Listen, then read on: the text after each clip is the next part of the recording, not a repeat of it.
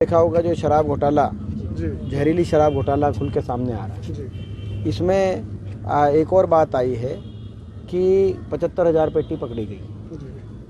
तो यानी कि ये इतने बड़े पैमाने पे हरियाणा में अवैध शराब का जो है काम चल रहा है, जहरीली शराब का काम चल रहा है और एक के बाद एक शराब घोटाले सामने आ रहे हैं। कोरोना में घोटाला सामने आया, शराब का गोदाम पकड़े गए खरखोदा के अंदर, आपके याद होगा।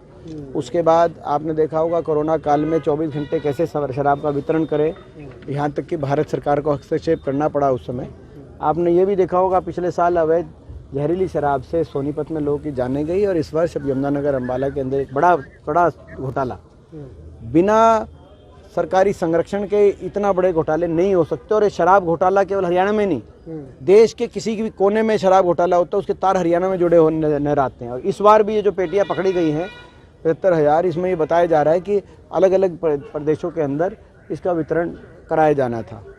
ऐसे में पूर्णतः जिम्मेदारी अगर किसी की है तो मुख्यमंत्री और उप मुख्यमंत्री की है। उप मुख्यमंत्री स्वयं के पास ही स्वयं महकमा, उनको तो इस्तीफा तुरंत दे देना चाहिए और नहीं तो उनको बर्खास्त कर देना चाहिए। हम मांग करना चाहते हैं क्योंकि जब तक वो पद पे बैठे हैं तब तक इसकी कोई निष्पक्ष जांच संभव ही नहीं है। लगातार बचाने और इस भ्रष्टाचार के खुले खेल के लिए ये बीजेपी जेजेपी दोनों ही जिम्मेदार हैं। मुख्यमंत्री जी की भी जिम्मेदारी बनती है। लगातार बचाने की कोशिश कहीं ना कहीं इस पूरे मामले में की जा रही है। कहीं ना कहीं बयानबाजी आ रही है कि भाई शराब घोटाला कोई नहीं है, इस पर हम कार्रवाई कर रहे हैं, निष्पक्ष जांच कर रहे हैं। क्या लगता है आपको? या आपको क्या लगता है? प्रदेश के लोगों को क्या लगता है? सबको पता है, सबको पता है कि किस तरीके से भ्रष्टाचार का खेल चल रहा है, खुला खेल हरियाणा के अंदर।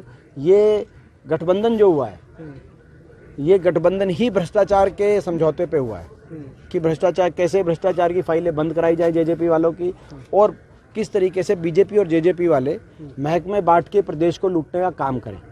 हम सवाल पूछना चाहते हैं, आज कब पहले धान घोटाला आया, फिर शराब घोटाला आया, फिर रजिस्ट्री घोटाला आया, फिर ग्वालपाड़ी घोटाला आया, फिर मेट्रो रूट स्थानांतरण घोटाला आया, फिर नगम निगम घोटाले आए, फिर अमृत योजना घोटाले आए। आज हरियाणा के कोने कोने में जिस तरीके से भ्रष्टाचार का बोलबाला है, इसके लिए बीजेपी जेजेपी का गठबंधन जिम्मेदार है। इन्होंने कहा था, आपको याद होगा कि हमारा गठबंधन 2 शर्तों पे हो रहा है। हम 2 शर्तों पे समर्थन दे रहे हैं भाजपा को। पहली शर्त 5100 बुढ़ापा पेंशन और दूसरी शर्त 75% हरियाणा मूल निवासियों को हरियाणा की फैक्ट्रियों के अंदर रोजगार का संरक्षण। ना तो वो 75% रिजर्वेशन हुआ, ना वो 5100 पेंशन आई। ये तो केवल ढकोसले निकले। ये कभी हम पहले से कह रहे थे, ये केवल कहने की बात है। ये इस आधार पर गठबंधन ही नहीं हुआ, वो समझौता ही किसी दूसरे आधार पर था और वो आधार था भ्रष्टाचार। अब प्रदेश के लोगों के सामने आ गई बात, भ्रष्टाचार का समझौता है, भ्रष्टाचारी सरकार है जिसने हरियाणा बहुत